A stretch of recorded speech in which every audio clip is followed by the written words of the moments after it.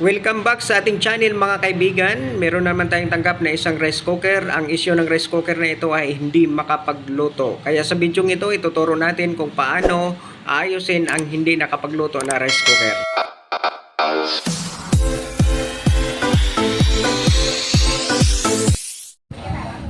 Para masubukan mga kaibigan,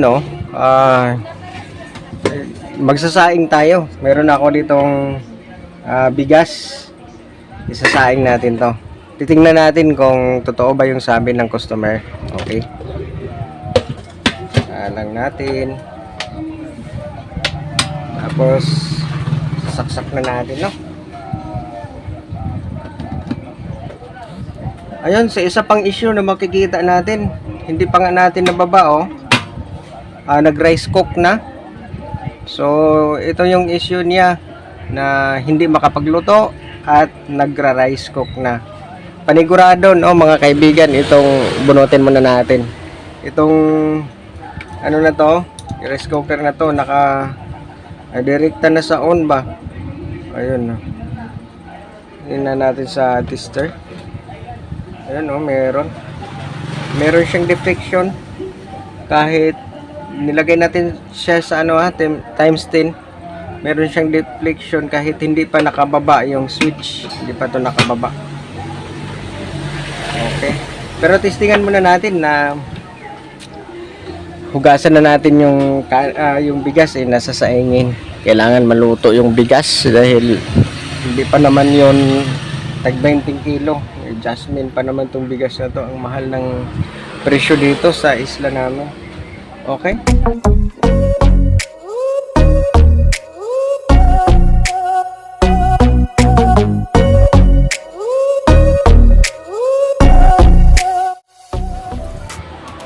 Ayan lang mga kaibigan, lumipat na sa keep warm. Tingnan natin yung sinaing natin.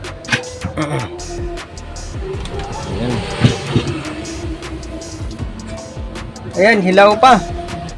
Okay, papaliwanag na po natin kung paano nangyari, no?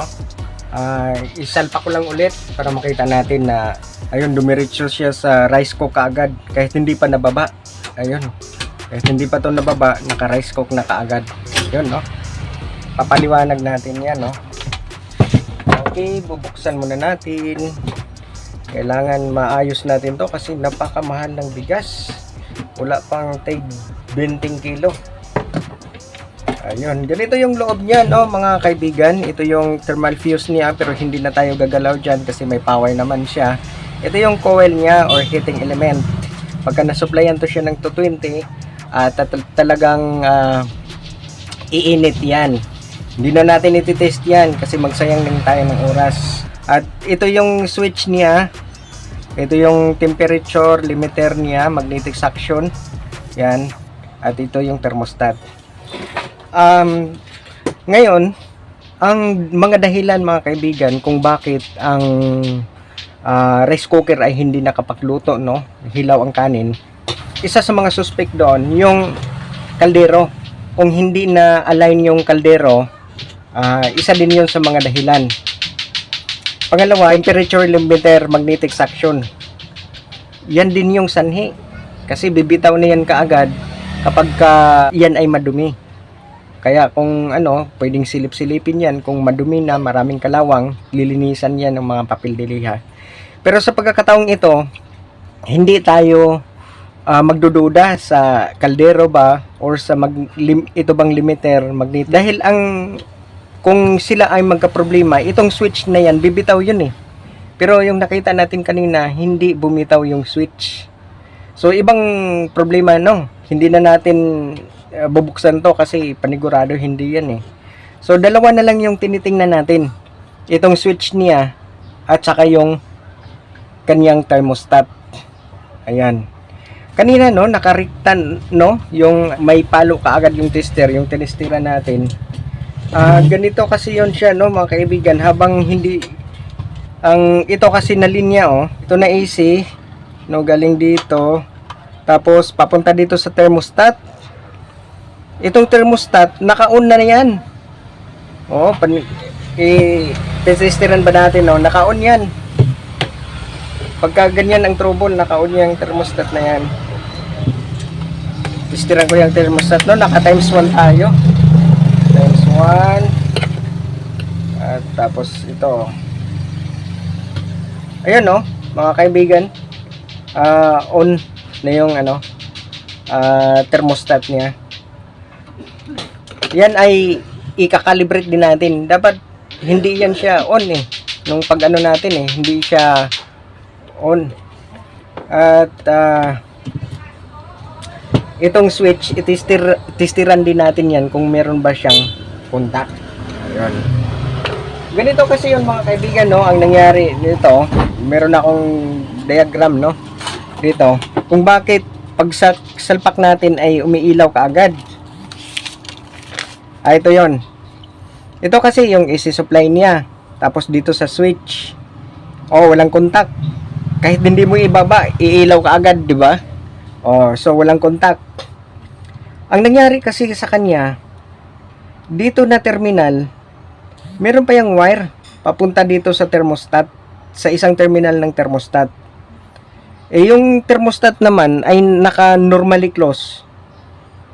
Tagos talaga yan dito sa kabilang terminal. Tapos papunta na dito sa heating element niya. Supply, pack, ganyan, pack. Yan. Ito yun siya, oh. Itong nakakulay red. Makikita nyo yung kulay red, yung sa tinuturo ko. Ito yung kulay red. Yan. Pack, dito. Kita no siguro. Tapos, papunta yan siya dito. Thermostat. Normally close ang thermostat na yan. So tatawid na siya dito kasi close na siya eh. Tinistira natin yan kanina. Tapos papunta na yan dito sa kanyang heating element. So pagsalpak mo, tagos ka agad dito sa heating element niya.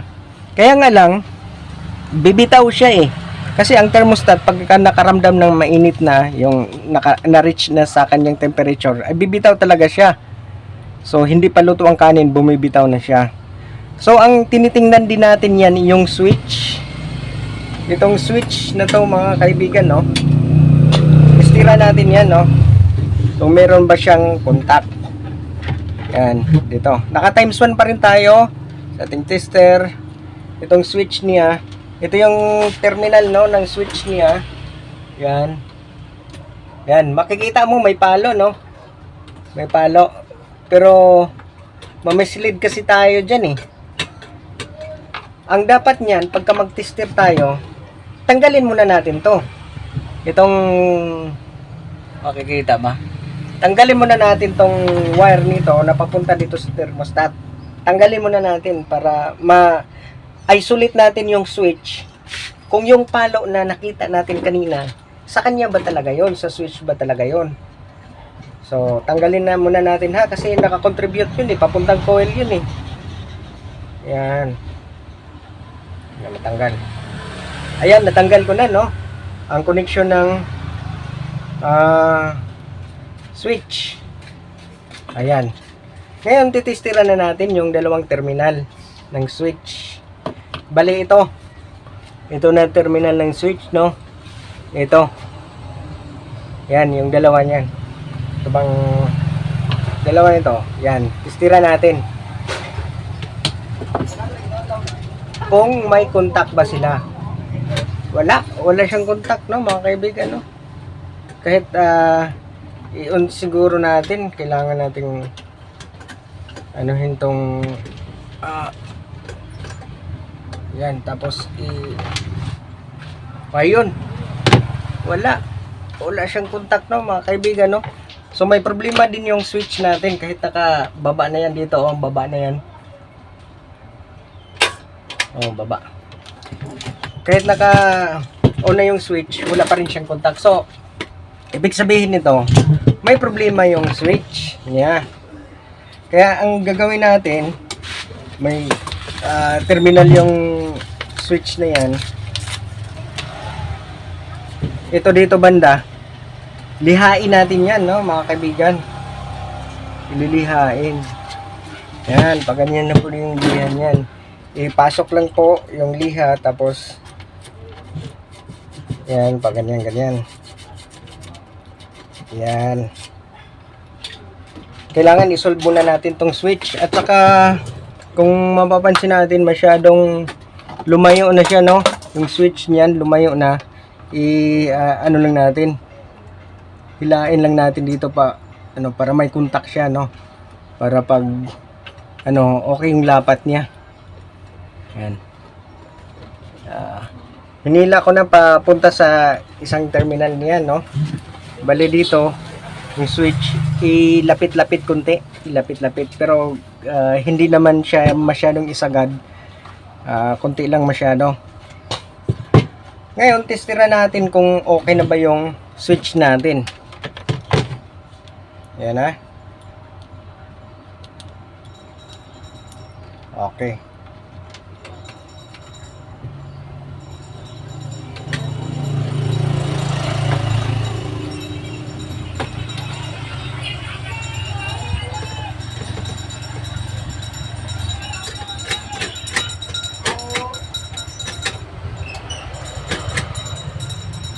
Okay na, okay na yung switch. Wala nang problema sa switch natin, no, mga kaibigan. Yan. Yan, okay na. So, wala na tayong problema sa switch. Ang susunod na naman natin na troublin itong thermostat. Kasi, dapat sana itong thermostat na to, hindi yan normally close. Pagka bago mo pang salang, no? Kasi hindi pa siya nakaramdam ng init eh. Ayun, dito, ayun, merong palo. So, ano siya, normally closed na talaga siya. Ang gagawin natin ito, mag-adjust tayo clockwise. Clockwise. Itong thermostat na to, mag-adjust tayo ng clockwise niya. Ayun. Uy, hindi na mapihit, no? Ang gagawin natin, hindi na mapihit. Tanggalin na lang natin to, no, mga kaibigan. Kunin natin yung washer. Hindi naman, ay nako, yung ano, nahulog pa yung, kaya ingatan din natin yung parang ano dito, oh, yung parang plastic na puti. Okay, i-pause ko lang muna, no, mga kaibigan. Nahulog yung ano, yung puti na ano, i-explain ko lang mamaya. Ayun, nakita ko na itong ceramic niya. At itong washer, no, mga kaibigan, na galing dito, di na natin gagamitin yan kasi parang sagaban na siya. Totally, hindi naman yan nakakontribute sa pag-iinit niya kasi ang pinaka-thermostat niya, dito lang man eh, yung dalawang terminal na yan. Ngayon, babalik natin, tapos i-calibrate. No? Diyan, malapit. Tsaka ingatan din natin, no, baka mahulog na naman ulit. Ang liit na naman ito. O, yan, para makikita, no?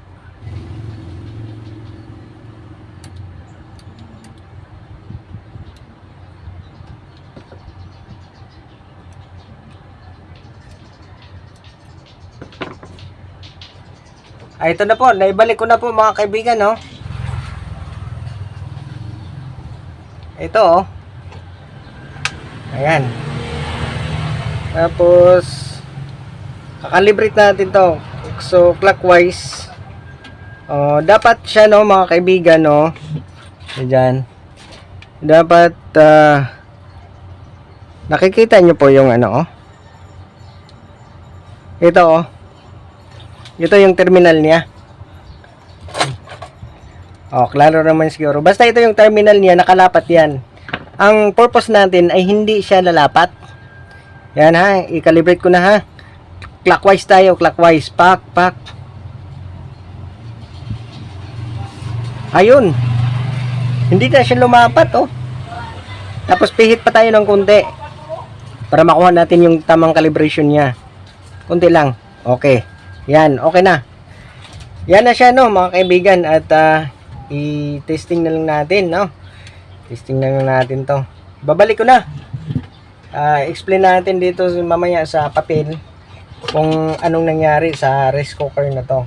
Kasi mas maganda, no, mga kaibigan, magkaroon tayo ng tamang pag-intindi sa trabaho ng rice cooker.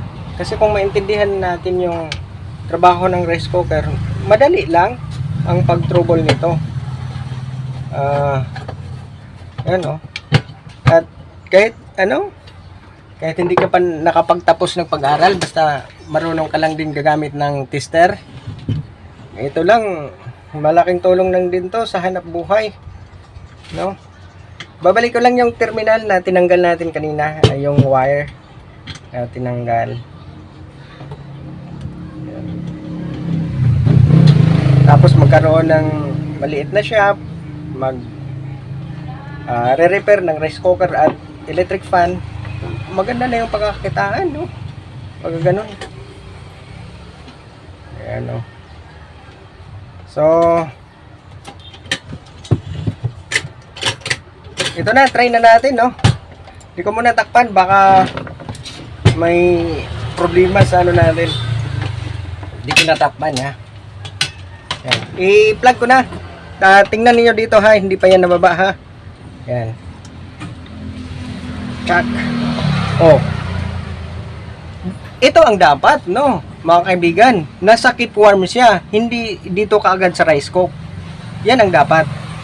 Tapos, magra-rice cook lang yan siya pagka meron nang nakasalang dito. Yan. Ayan. Go na yan, tuloy-tuloy.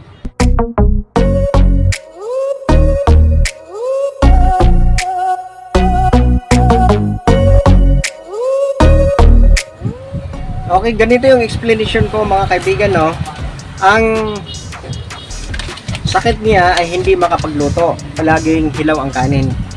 At ang dalawa yung sakit niya, palaging hilaw ang kanin at dumiretso na siya sa rice cook. Ganito yung nangyari sa kanya. Itong AC na to, AC supply, no? Papunta na siya dito sa switch.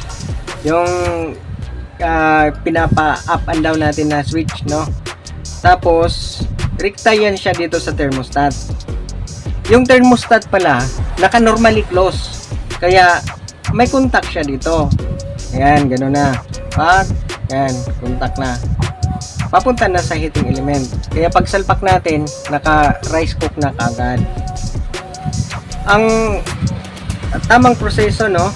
Or, ang galawan ng ano, ganito sana. O, yun. Hindi pa natin na ibaba yung switch, no? Ganyan. Ay, ito yung supply. Hindi pa nababa ang switch. Dapat ganito ang thermostat. Normally open siya. Hindi siya close. Yan. Kasi kanina, normally close eh. O, normally close. Tapos makaramdam ng init. Ano na siya? Bibitaw na siya. Or, hindi pa makaluto dito. Bibitaw na yung thermostat. Kaya ito, wala na siyang contact. Samantalang ito yung ano niya, hindi pa naka-switch, no? Tapos ganito ang thermostat, normally open. Tapos yan. So kung ang switch ibaba na natin, so may contact na yan sila. Ito na yung hitsura. So ito na yon pagka sinalangan na natin ng kaldero. Yan, meron na. Dito, contact na yung switch. Pack. Ito, siniswitch niya. Dapat dito siya dadaan.